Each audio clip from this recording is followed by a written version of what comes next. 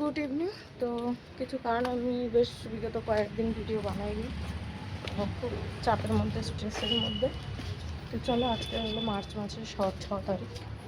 অন্ধকারে নামছিস তুই?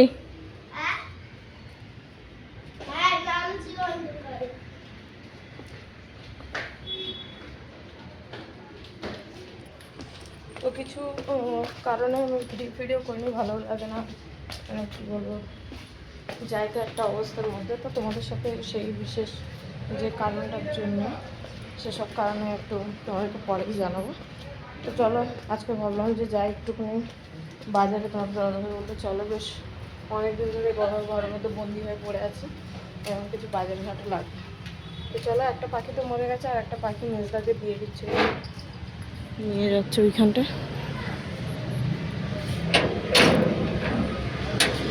এ খাবারটা নিয়েছ? খাবার খাবার নিজে ওখানটা দিয়ে দিচ্ছে।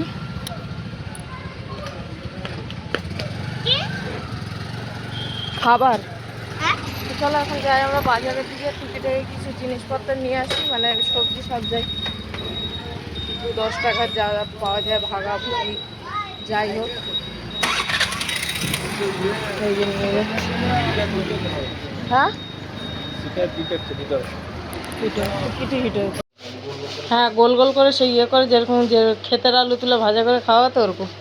তো চলো, আমরা বাজার থেকে বাজারঘাট করে চলে এসেছি। বেশি টাইম পাস করিনি ওখানে, কারণ রাত হচ্ছে, দেরি হয়ে যাচ্ছে, ওই জন্য ভিডিও কিছুই করিনি, তাড়াতাড়ি চটজলদি চলে এসেছি ঘরে। আর এখানটায় দেখো, এই যে ওপরে যে বড় আলুটা আছে, ওটা 2.5 কিলো না গো, ওটা হলো 2.5 কিলো 50 টাকা নিয়েছে। আর ওই যে থাকে যে দুটো আলু রাখা হয়েছে, ছোট ছোট, একটু বড়, একটু মাঝারি, আর একদম ছোট, ওই কাগজে রাখা হয়েছে। তা প্রায় 6 কিলো 6.5 কিলো মতন 100 টাকা নিয়েছে। তো প্রথমত তোমাদের দাদা বলছিল নেবে না, তাই বললাম নাও, ভাজাভুজি আলুর দমভম করে খেয়ে নেওয়া হবে। তো আমাদেরকে বললো এটা দাম হবে অনেক, তোমরা নিয়ে নাও, 100 টাকা দেবে। তো এই 100 টাকার ওটা, আর পেঁয়াজ আর ওই বড়ো আলু করে 100 টাকা নেওয়া হয়েছে। পেঁয়াজ 2.5 কিলো, আলু 2.5 কিলো, বড়ো আলুটা, আর রসুন, আদা, আর এখানটা এই যে কী সব, হ্যাঁ এই যে নিয়ে আসা হয়েছে এখানটায় তেল, এই যে গোল্ড উইনার, বাবা তেলের যা দাম, মারাত্মক দাম। আর এই যে এখানটা নিয়ে আসা হয়েছে গ্লুকন্ডি আমার ছেলের জন্যে। তো এর আগের বারে একটা নিয়ে আসা ছিল, এই একটা ফ্রি ছিল, ঠিক আছে, তোমাদের দাদাভাইকে দেয়নি। আর ওই আন্টি দোকানে থাকলে হাফ জিনিস দিতে ভুলে যায়, উনি মানে মনে থাকে না, সব বিল করে নেবে, ঠিক আছে, জিনিস দেওয়ার আগে পটপট করে ক্যালকুলেটর করে নেবে, কিন্তু জিনিস দেবে না। এখানটায় দুটো শশা আনা হয়েছে, দুধ আনা হয়েছে কালকে সকালের জন্যে। আর এই যে আজকের বাজার বাইরে বের করতে, তুমি গুছিয়ে দিচ্ছ। এই যে দুটো বেগুন নেওয়া হয়েছে, একদিন নিম পাতা আনবে না, তিতো করে ফেলবো বেগুন, ওই জন্য নিয়ে আছে। একটা চচ্চড়ি করা হবে, একটা ও দিচ্ছি বাবা, আমার শোনো বাবা রে। তো এই যে দেখো, এর মধ্যে এগুলো নেওয়া হয়েছে, ওই বেগুন, কুমড়ো, বাঁধাকপিটা মাছের মাথা দিয়ে চচ্চড়ি করা হবে। মাছের মাথা আছে, আমার ছেলের জন্য একটা কর্ন, সুইট কর্ন, আর এর ভিতরে আছে এই যে ওলকপি আর ঢেঁড়স 500, ওলকপি 1 কিলো, ও খেতে ভালোবাসে সুইট কর্ন। আর আমাদের তো গ্যাস শেষ হয়ে গেছে, এখন এই যে ইন্ডাকশন ওভেনে রান্না হচ্ছে। আর এই যে 50 টাকার একটা হাড্ডির প্যাকেট নিয়ে এসছে তোমাদের দাদাভাই, বললো মাংসের অনেক দাম, হাড্ডি খাওয়া হবে। তো এই যে হাড্ডি নিয়ে এসেছে, এখন ঝাল ঝাল করে এই কড়াতে রান্না করা হবে। আর এই কড়াটাতে না ভালোভাবে রান্না হয় না, সব ঠিক আছে কিন্তু রান্না ভালো হয় না।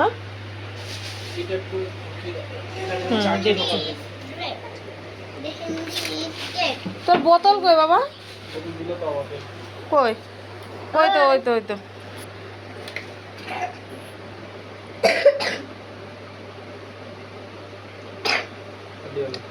জল করে।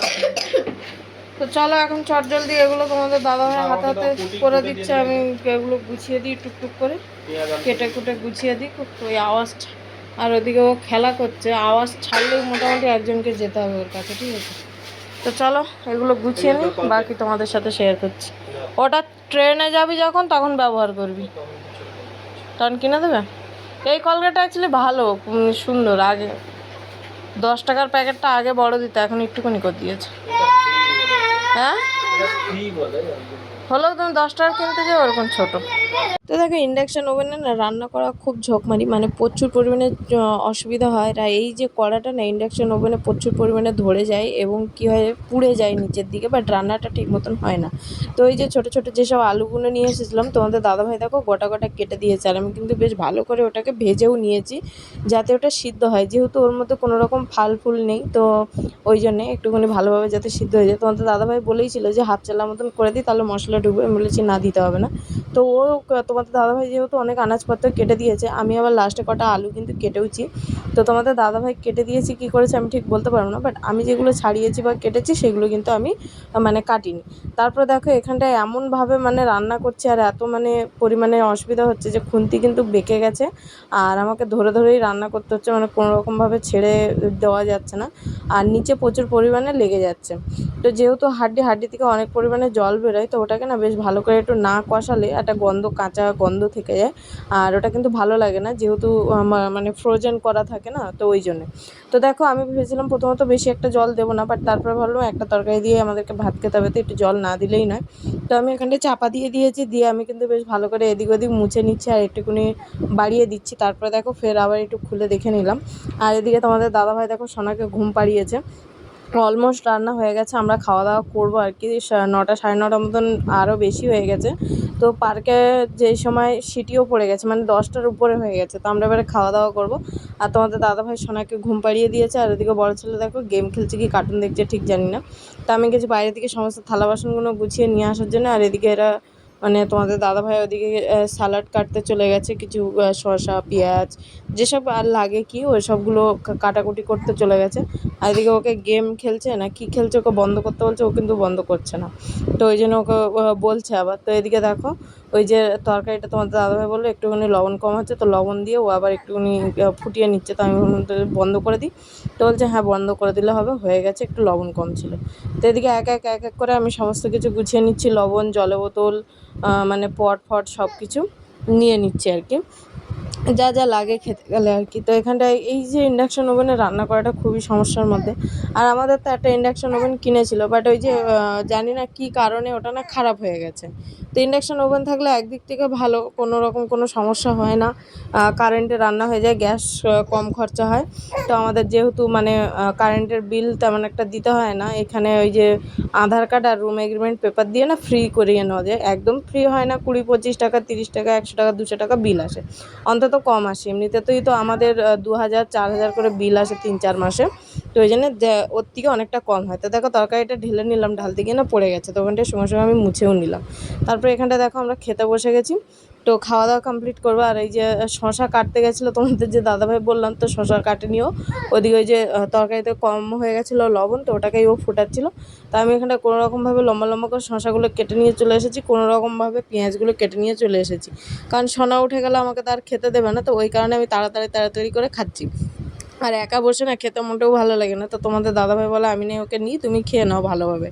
আর ওই যে দুজন মিলে যে খেতে বসি, আমি না মানে কীভাবে যে হাঁসের মতন খেতে থাকি আমি, ওই জন্যে মানে বুকে বেঁধে গেলে পটল তুলবে এরকম একটা ব্যাপার থাকে আমার। তো তোমাদের দাদাভাই আমাকে বারবার করেই বলে যে ওইভাবে খেতে হবে না, আমি ভালো করে ওকে নিই, তুমি খাও ভালোভাবে। আমি না একসাথে না বসলে না খাওয়াও হয় না, আমার কি তোমাদের দাদাভাইয়েরই খাওয়া হবে না, অন্তত মানে বসলে তাও একটা যতটা খাওয়া হয় আর কি। তো এদিকে দেখো বড়োবাবু ঘুমিয়ে গেছে, ও যে কার্টুন দেখতে দেখতে ঘুমিয়ে গেছে, আর তোমাদের দাদাভাই এদিকে বিছানাপত্র গুছাচ্ছে, আমরা এদিকে গল্প সল্প করছি। তো মানে বিছানাটা ঝাড়িনি সেটা নিয়ে কিছু আমরা একটা কথা বলছি, বা যাই হোক দুজন মিলে এখন আগের থেকে বেটার বলবো, আগের থেকে আমাদের মধ্যে একটু কথাবার্তা হয়, এটা ওটা সেটা নিয়ে। আবার নয় তো আগে তো আমিও কাজে যেতাম, কাজ থেকে এসে দু অবতার হয়ে বসে থাকতাম, মানে কোনো রকম কোনো আলাপ আলোচনা কিছুই হতো না। তো তোমাদের দাদাভাই এখানে কি একটা দিয়েছে, দিয়ে বললো এটা দেখবে, মানে কড়াটাকে পরিষ্কার করবে। আমি বললাম কীভাবে, বলছে দেখো কীভাবে করি আমি। তো ওইখানটা দেখো গরম জল ফুটিয়ে নিয়েছে, আর এদিকে কিছু কিছু একটা দিয়েছে, ওটার কি একটা বেশ নাম বলেছে আমার মনে নেই, তো ওটা মানে জানি না কি করে কি করবে না করবে, তো সেটাই তোমাদের সাথে চলো দেখাবো যে কি করে কি করছে। তো বললো ভেতর থেকে ভীমটা নিয়ে আসতে, তো এই দেখো ভীমটা নিয়ে এসেছি, আর গরম জলটা দিতেই দেখো কড়াটা পুরো কালো হয়ে গেছে আর একটা ঝাঁক বেরিয়ে গেছে। এবারে ওটাকে কি করবে, ওই ভীম দিয়ে স্কচ ব্রাইট দিয়ে বেশ ভালো করে মানে ঘষবে। এবার মানে কড়াটা একটু পরিষ্কার হয়েছে ঠিকই, কিন্তু মানে অত একটা পরিষ্কার হয়নি, আর একবারে কিন্তু পরিষ্কার হবেও না। কড়াটাকে না পুরো ওই যে জিনিসটা ওতে দিয়েছে ওই জিনিসটাতে পুরোপুরি কড়াটাকে ডুবাতে হবে, না তো হবে না।